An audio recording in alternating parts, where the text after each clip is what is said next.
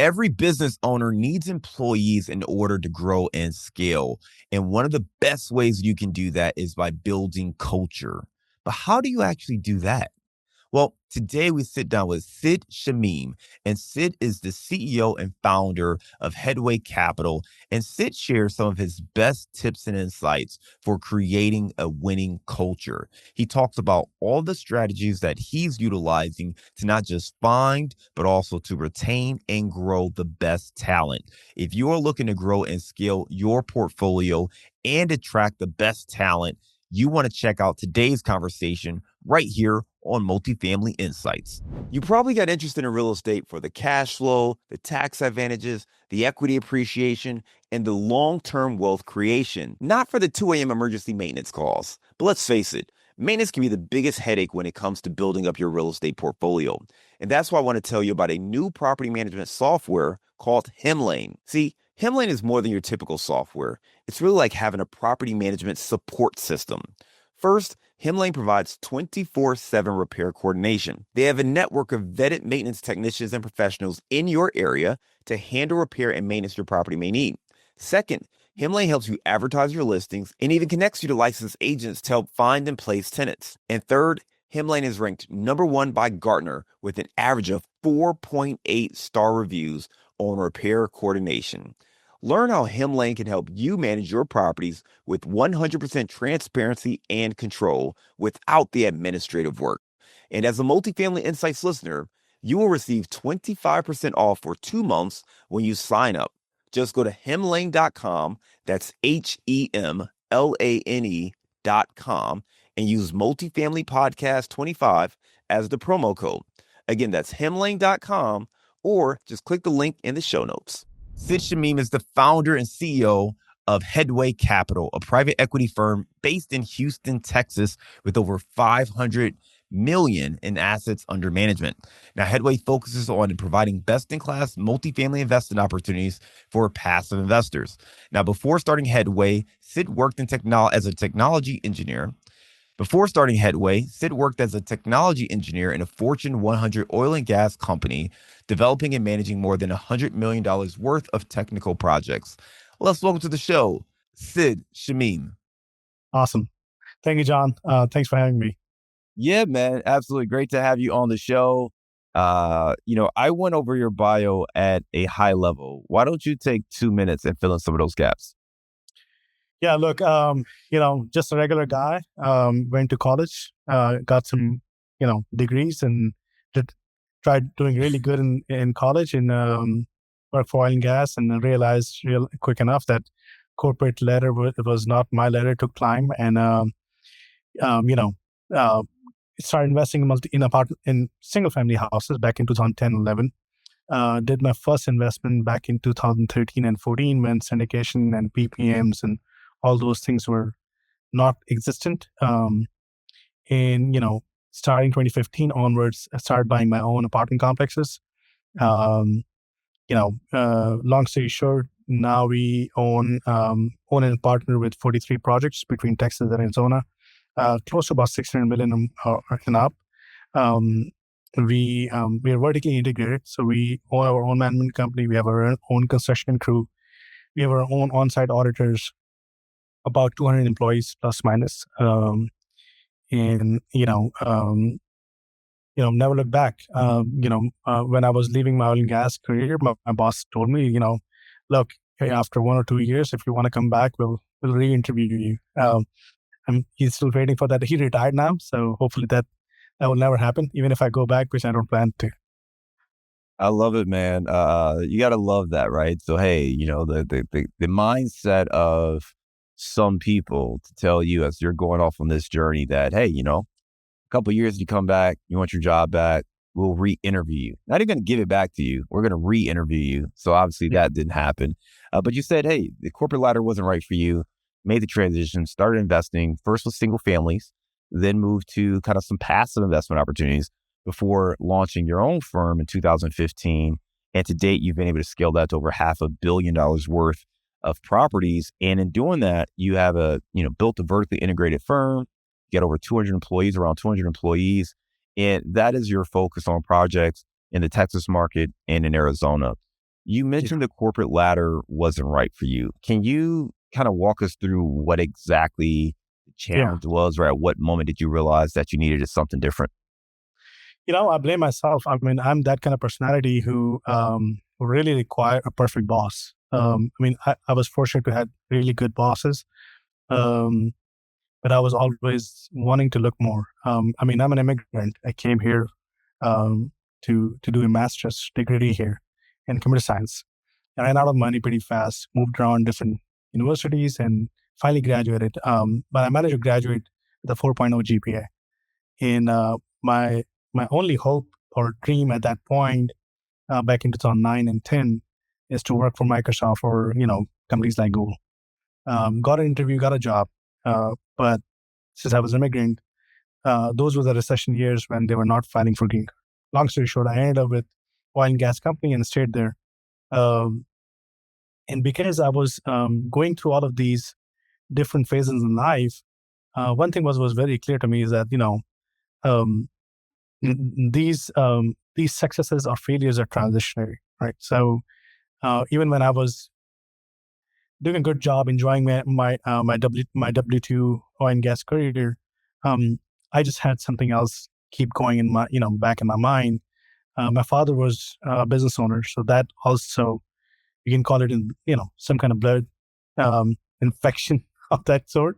Um, but then when I was in oil and gas, I was keep buying single family houses. And back in 2010, 11 times were good time to buy, and I built up a pretty decent sized portfolio of single family houses, and quickly realized that I can't scale it that way.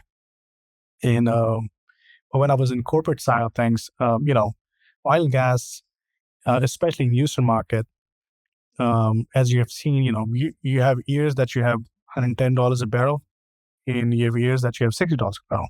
And your layoffs and your, team team shrinking, team expanding. Those were the cases where I'm kind of guy. I'm a very conservative type of guy. I don't like uncertainties, and that's one of the reasons why I'm not into stock exchange so much. That's why I'm in real estate. Like like most conservative people out there. And you can also call me. I'm a little dumb, so I don't want to go into too much technicalities, and I want to keep things simple. Um, Investing in, while I was investing, I was keep seeing my coworkers and my fellow employees being laid off and things of that nature. So just didn't want to get in that rank, right? And that was my trigger point. However, the real trigger point was when I had my first deal, 138 units. Um, I raised the capital with friends and family. Um, that was my first deal that I raised like $3 million. Um, and about 400,000 to a half million of it by now is mine in that property. Because I had those single family homes. Let's hold for a second because there's a dump truck here. And it's gonna make your. Can you I hear can't him? hear. I Okay. can't hear it. So the single family You got a homes that I great was mic, buying. man. All right. So the single family homes that I was buying, I sold some of those. I had some cash, invested into a multifamily deal, and sure enough, I used a third party management company, and I found them doing all this kind of crazy stuff. And that moment, I had to take a decision to quit my W-2 and go back to a C-class property and be a manager with the Hispanic community that I was really terrible with my Spanish. Yeah, man.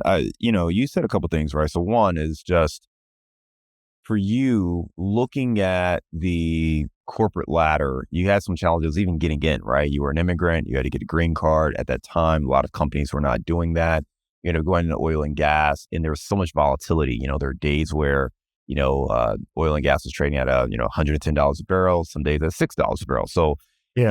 very, very strange and different experiences. And you didn't like that. You wanted something that was a bit more simple, a bit more predictable, not necessarily from a day-to-day standpoint, but just a process or a path where there was a little bit more control over it. And real estate grabbed your attention. From there, you started building up your single-family portfolio. You did that first raise where you raised around $3 or $4 million, put about 10% of that of your own money into Yeah. the deal, and really learning from the ground up, building out your single-family portfolio. You started to allude to the fact that you work with third-party management. they made some bad mistakes and some things that you didn't agree with.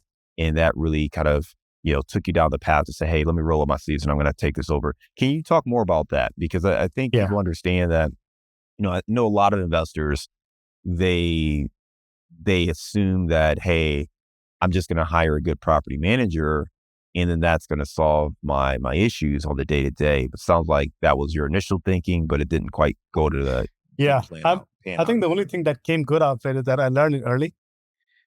It was back in 2015. Yeah. I mean, even today, 10 years, 11 years fast forward, I still see operators and sponsors and struggling with picking the right property management company.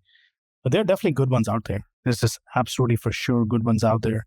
The challenge that I see that when you have a third party management company, um, their goals are hardly aligned with you.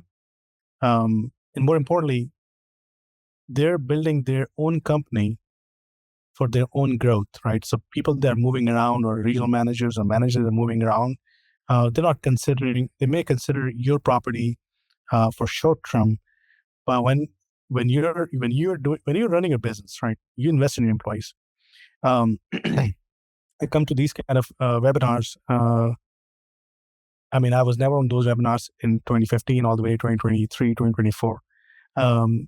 Talking about multifamily investments and those kind of stuff. But I was purely and solely focused on operations and really trying to figure out and master the art of how do I find, keep, grow, and encourage good people, right? Good staff, good team members.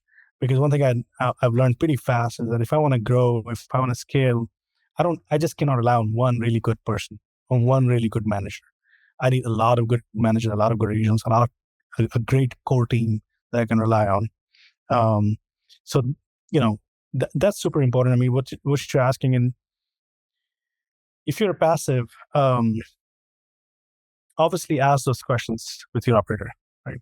You're passively investing, trying to figure out who is the guy who is the guy or a girl going to collect the money, take care of your property. What's your process around it, right? Even though we self manage, we have regional managers, we have managers who report to them, but we also have a corporate auditor, and that auditor actually goes onto the properties to keep our staff um, you know um, accountable, right?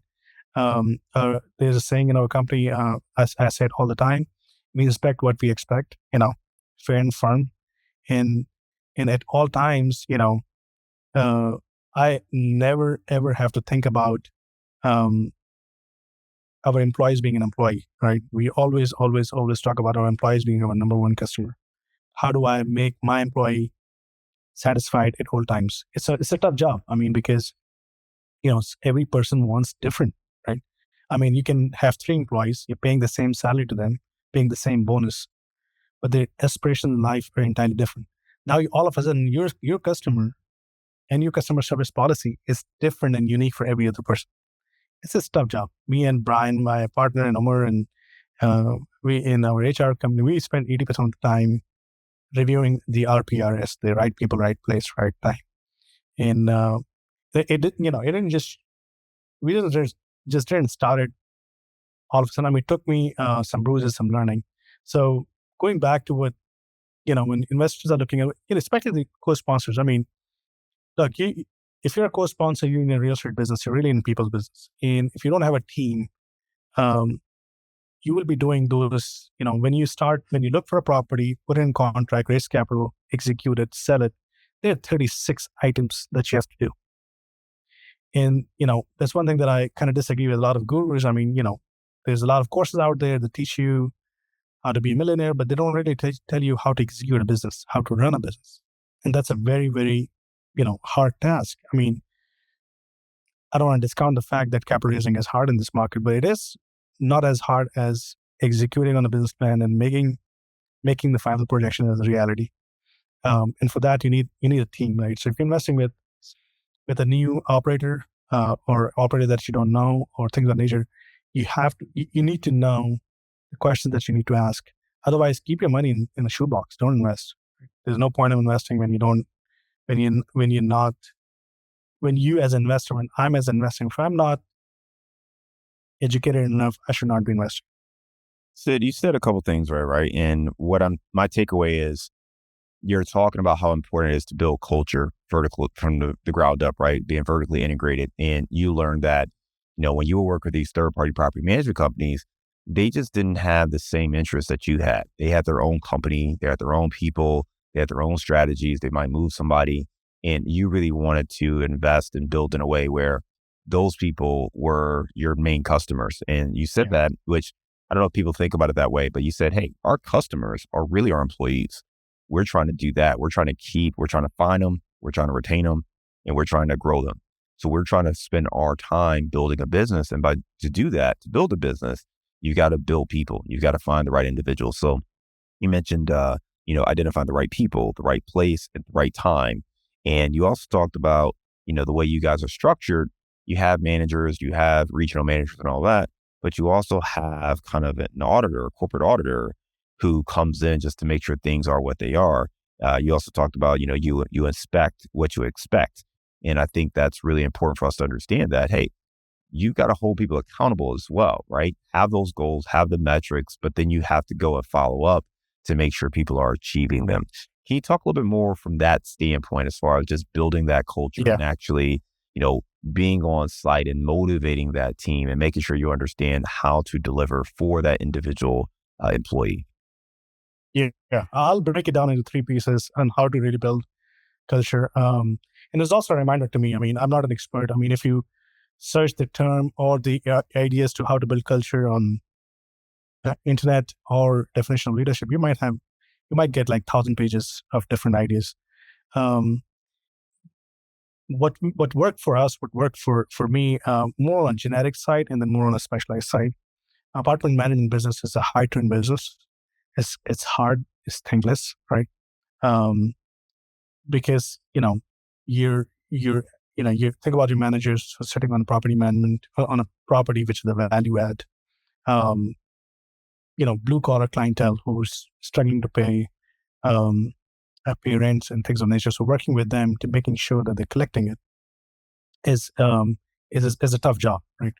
So the way I look at it, our culture is, well, yes, we have to pay them market or better than market in most cases. We have to financially incentivize them. Otherwise, all of this talk is just talk. Right? Um, and then we also have to grow them mentally so that they're strong enough to be disciplined and not to be motivated.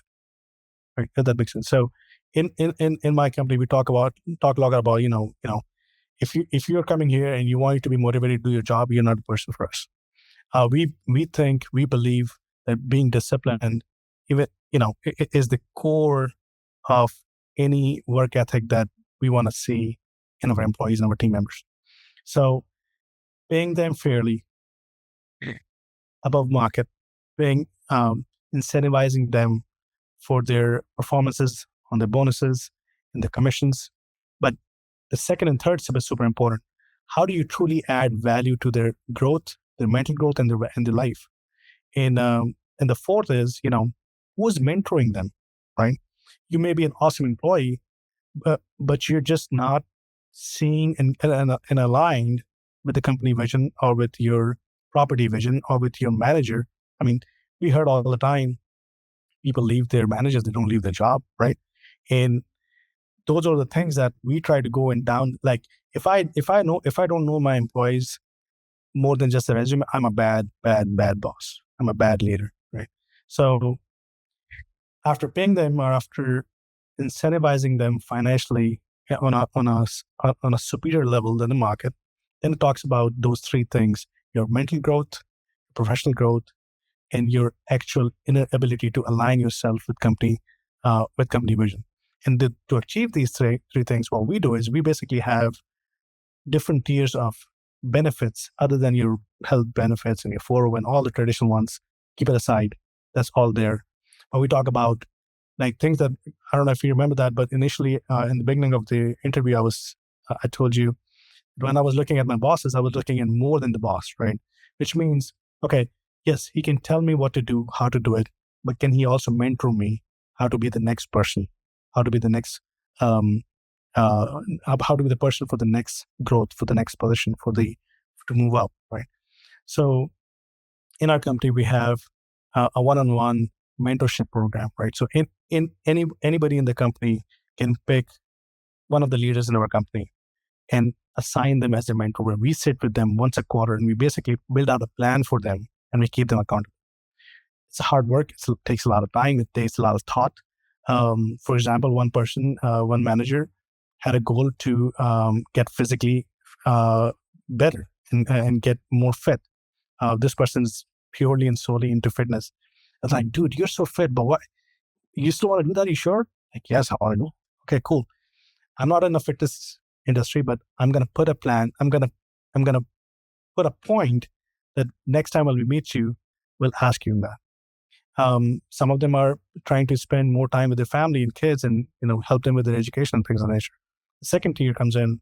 How do you, like, for example, after 10 years of service in my company, which nobody hasn't get to that yet. This highest one is like 8 years. We basically pay out. We try to help people buy their homes, and we contribute in their down payment. Right?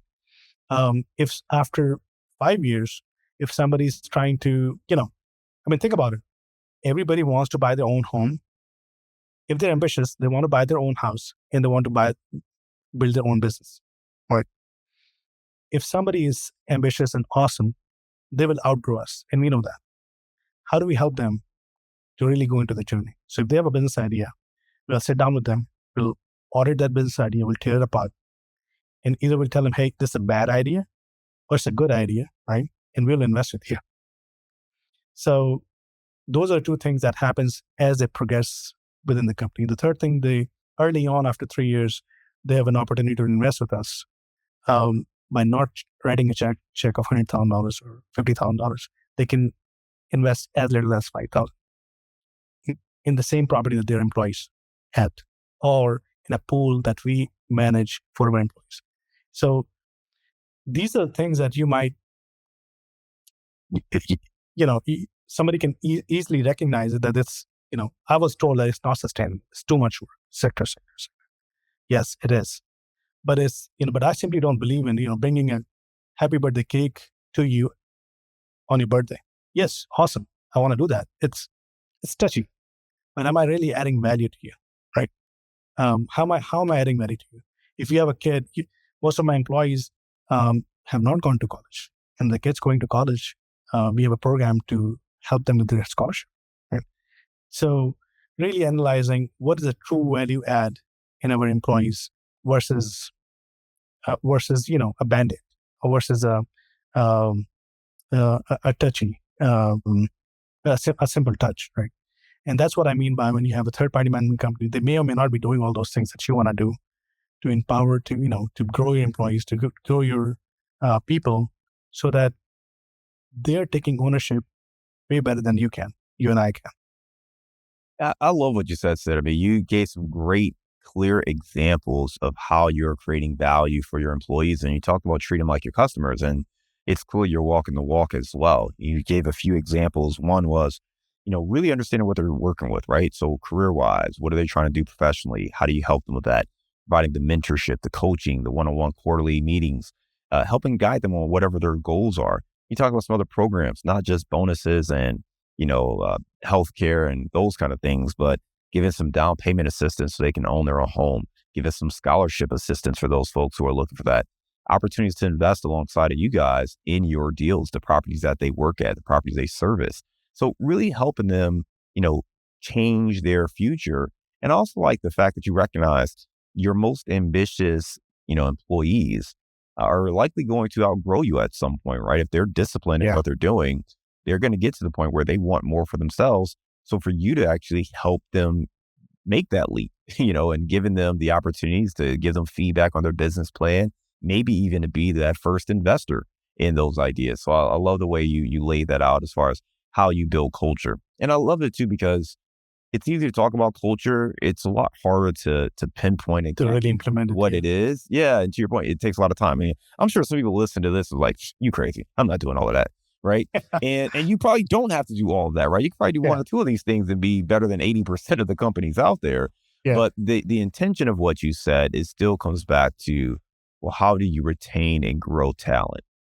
And if you are having a hard time finding, retaining, and growing talent, what Sid just laid out was really a masterclass in how to do that. And the truth is, there's not going to be an easy answer. It may be simple, but it's not going to be easy, Yeah. right? Exactly. Yeah. And that's the thing. It's going to take work. If you want to retain somebody, you're going to have to work at it. You're going to have to create an environment where they don't want to leave, where they know you have their best interests in mind and you don't want to be competing off of salary. If you're competing based off of salary, especially in this industry, the guy down the street can offer 50 cents more an hour and your Absolutely. person's gone. You don't Yeah. want to be in that game. So creating Yeah. culture to the level that we're talking about here is really, really key to thrive and succeed in real estate, particularly when you're vertically integrated, working with these kind of employees. I appreciate that. Hey, Sid, Absolutely. The way you defined it, I could not do it better. I'm more on operations mindset. Like I said, I'm more new to this podcast industry, so I'm still gathering my thoughts of all the practical things back and coming back to the nice and well written explanation. But thanks for doing that. No, I appreciate it, man. Listen, so let's go a little bit more in the business, right? So we talked about your stuff in Texas and in Arizona. What is your buy box? What do you look for out in the marketplace? Yeah, look, so short answer, good location and asset that cash flows even in bad times. Um, you know, now we can all dig deeper into it. What kind of debt, what kind of financing should it be there? What is the strategy around it? Can we go in and turn on this property? I see a property. Can I go in and turn on in 18 or 24 months? If the answer is yes, okay, do I have the team strength for that? Because I'm not the one who's going to do that. I can't do that. I cannot be on every single property. So our buy box is 150 units, nice location, good location, decent location, um, 1980s and up. We have old properties. We know how to fix things. We have some secret sauce that I try not to share with most people because that's our business secret. But we have, Nobody's listening. It's yeah, but we have access for some federal grants where we can actually um, get some money to do some renovation, and those are serious money. They could be six figure, seven figure money, but that requires a lot of you have to show your execution and gain their trust before they can grant you those kind of funds. Um, so we have those tools in our box, right? The question is, can we identify the right property in the right location? And in our buy box is fairly, I try to stay away from water. Obviously, nobody wants to go into the bad area, which is pretty given. So household income, what's really happening in the job market, right?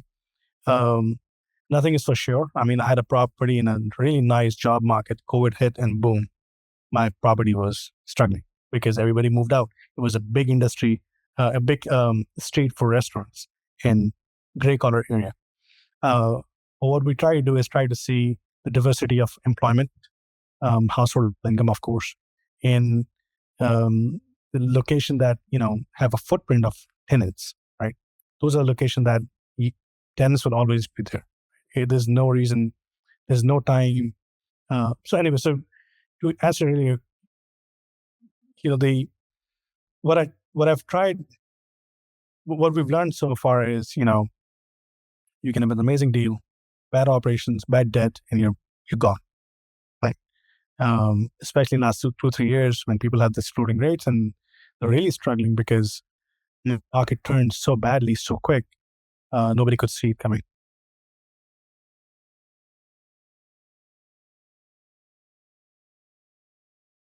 On that last point, and I'm asking this because I know you're in Texas and Arizona, right? So those are markets where we have seen some pretty major shifts in Yeah. both rent growth and supply and just the overall economics of multifamily over the last few years. Your last point, you said you could find an amazing deal, but if you have bad operations and bad debt, you could be gone.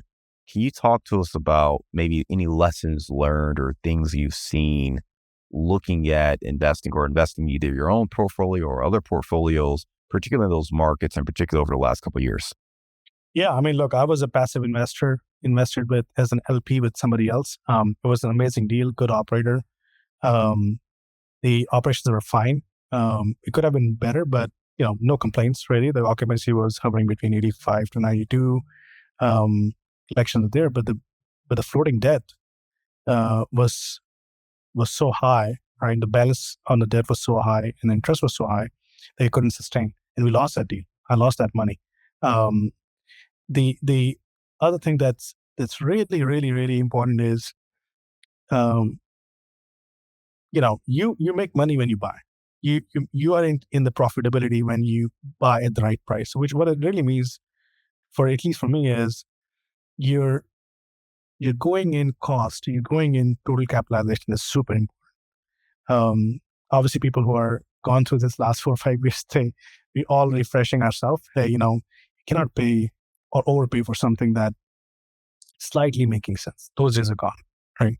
Um, Especially from my background, when I'm coming from 2011, 12, and 13 time. I mean, we used to pay 30 and 40,000 door for a B class product.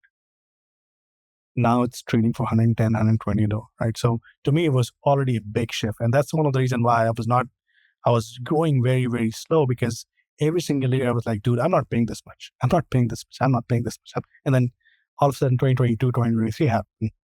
Um, Luckily, it's a reset. Um, well, unfortunately, it's a reset for some people, but luckily, it's a reset for people who are trying to buy. That's the right way to articulate that. But I think the going in price is just super important, and knowing your debt that you can control is a second factor. Um, Even if you have a floating debt, you have to have a business plan that can get out in 3 years or 5 years. And if your operations are not there, right, that's the key is operation, right? If you're not progressing the way your operations should be progressing, the debt or the maturity of the loan will come and kill you, and vice versa. You have an amazing operation, and then you have a bad debt, you get a wrong type of financing or debt that can kill it. So those two combinations are super important. What we've been trying to do is trying to really focus on price, the cost of the of going in, right? Price per door, total capitalization, and not over leveraging. Right, that's one of the things that saved us so far. So far, we had 4 floating debt deals that we refinanced into fixed rate. Um, we got lucky, right? Nothing bad happened there. Um, the overall, those those over leveraged debts or over leveraged deals that is not producing any cash flow, then why are we holding that property? And if it's producing cash flow, then you have a loan come mature and your interest rate going up. Also a bad deal.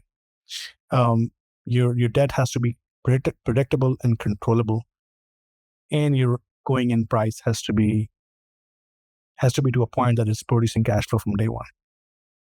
I think it's really sound advice, and it's something that I think many investors, if you've been investing for more than 5 years, this Yeah, isn't shocking. However, I think because both interest rates being low and cap rates compressed so much that people start to move away from those fundamentals. But you talk about cash flowing out of the gate. I mean, there's a reason value add deals are called value add, right? If there was not value right away, they would be considered distressed. And that's what we call deals that didn't cash flow out of the gate. It was a distressed deal. And now, there's been a shift. So your point there was focus on your going in cost. Make sure you're buying at a great basis point. Make sure you watch your leverage, and then make sure you're cash flowing out of the gate. You still want to have a value add strategy, right? How are you going to make more money? But it's not buying a property that is actually losing money, especially when you factor in the debt, and then just hoping that you're going to be able to turn that around. And I think we started to see people doing that more and more over the last few years. And when interest rates, shot up, that really challenged those deals. And again, you can have an amazing deal. And, I interpret that as an amazing opportunity, right? So you found a great piece of property with great upside, right? If you do X, Y, Z. So you have that part, but you have to have the operations to actually do it, the people, the team to execute. And then you have to have the right debt terms. to give you the flexibility to go out there and do that. And if those two things don't match up, you could wind up in a tough spot. So, hey, I appreciate you sharing that. Obviously, for those folks who are, looking at deals right now, I implore you to just get sharper with the questions you ask, because we have a guide, 7 questions you must ask before investing in apartments. You can download that with the go to the show notes. We have a link for that there. And if you love what you heard from Sid, I advise you to check out him and his team over at Headway Capital. He can be reached at headwaycapital.us. Again, we'll put a link to that in our show notes as well. Right now, we're going to transition to our round of insights. When you think you found a great deal, asking the right questions could be the difference in finding a stud or a dud. Listen, we've put together a new guide to help you out. It's called 7 Questions You Must Ask Before Investing in Apartments. Now, in this guide, you're going to learn how to uncover red flags, quickly identify underwriting risk, vet sponsors and team members, and confirm key assumptions. Now, this is a guide that's going to help you be a better investor, whether you're an active investor or you're a passive investor looking to partner with other operators. Asking better questions is the key to identifying great opportunities. So download this free guide. Go to our website, casmoncapital.com/7 questions. That's the number 7 questions. And you can access this free guide today. To make it easy on you, though, we've put a link in our show notes. So you go to the show notes, you can click that link and access the guide right now. This guide's going to help you make better investment choices, asking the right questions to build your portfolio. So be sure to download it today. All right, Sid, give me a failure or an apparent failure that sets you up for later success. Yeah, hiring wrong people and not taking them out of the system early enough is super critical. I'll tell you one other thing on, when you have the right asset on the right basis and you're, even if you have a controllable debt, your cash flow is super important, because what will happen is that this is, for me, is a third cycle. And I call it third is because I live in Houston. Back in 2009 and 10 was one cycle where I was buying. I was not selling. Houston also had one other cycle where, really 4 cycles where Harvey happened. And a lot of distress came in. Some of the properties were out, and some of the properties' occupancy went up. And then the COVID happened. And then the fourth thing is the this interest rate. So looking at all these cycles, one thing is very clear, right? It's with these cycles, the top is when you want to sell. So timing is to time something is very hard, but to be prepared for the timing is something that we can control, right?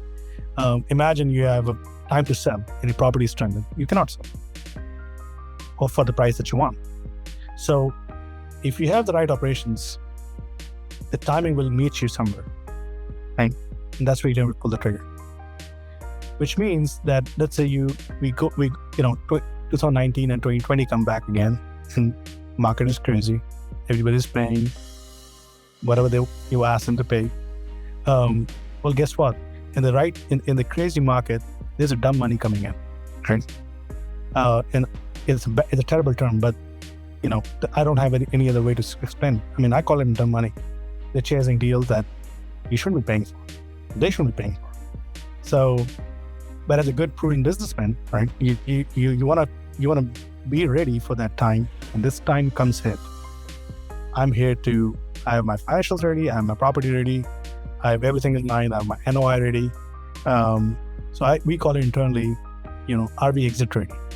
So every quarter we evaluate our property. Are we exit ready? Yes and no. What should we do? And then we have something called MPR, a minimum property requirement checklist. That's a 36-point checklist that our property goes through. And we make sure that all of those things are done in the next quarter. So if you're not exit ready today, are we going to be exit ready next quarter? That's the only way. People think about, if you think about it, like people talk about, you time yourself. What does that really mean, right? Well, how exactly are you going to achieve it? What are the steps that you're going to take, and how do you divide it? Just like, building a culture. It's easier to say, but what exactly are you going to do it? What's the execution part of it?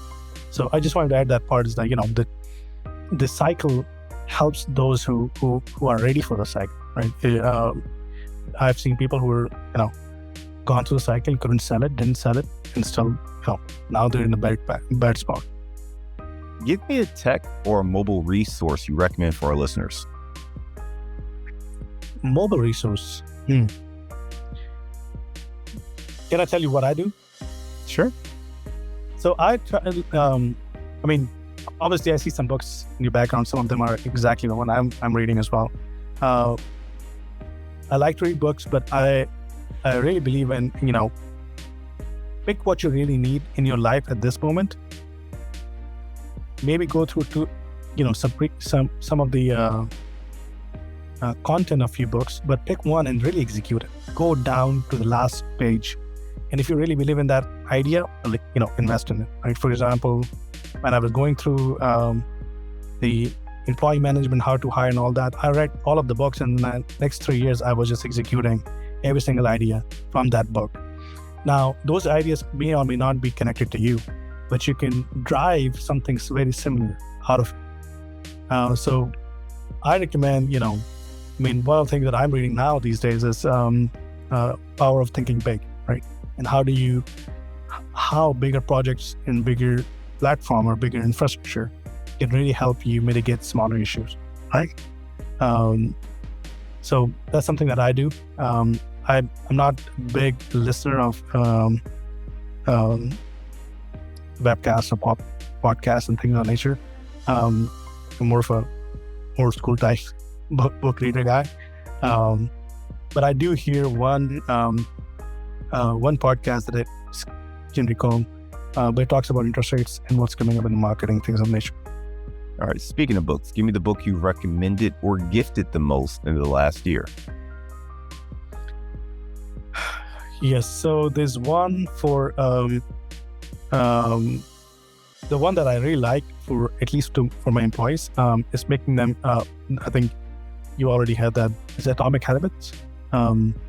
That's a muscle that we talk about early on. How to build your muscle to be disciplined, then not to be motivated. So that book really helps you kind of deep in, how do you really break it down? What does it mean by being disciplined? Showing up on time, sure. But what else, right? How are you breaking your day to staying disciplined? So that one book for people who are, in that journey should read. I would definitely recommend from business perspective, how to influence people, right? The book name is Influence. And it really helps you with, negotiating from the position of control. And the third one that I'm reading right now is, Power of Thinking Big. Three really good books there. Give me a daily habit that helps you stay focused on your goals. Yeah, man. My struggle is real. I have a pretty decent ADHD. So I try to I use a timer for myself, and I time every task that I do. It looks like something like this. And I do a timer, and I keep it 20 minutes or less for any task I want to do. That keeps me, productive and break my days into achievable tasks. All right, give me your number one insight for building great culture. Knowing your employees more than the resume, knowing what's going on with their job. Obviously, that's your responsibility, but also with their life, right? Not everybody is comfortable sharing with that, but it's a long journey. If they're not trusting you, they're not going to share, right? So be patient with them. Be generous when it's needed. Stay firm and fair. Right? That way, your team knows that what is expected and what will happen, good or bad, if certain tasks are not being achieved or certain responsibility not being done. So keeping accountable is very easy, but they keep you accountable is very hard, right? I've seen some of my good employees, they keep me accountable, right? Because they're ahead of me and say, hey, you said you're gonna do this. Did you send me this? Did you send me that email? And I love that. So it's a long journey. But yeah. I love it.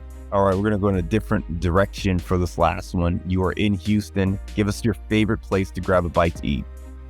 Oh man, depending on what it is, True Kitchen is my spot to go, but it's everywhere. The There's Oak Grill barbecue, Texas style, in Missouri City, not too far from Houston. It's about 10-15 minutes. If you're in briskets and if you're in those kind of flavor, that's a spot to go. Couple of good options there.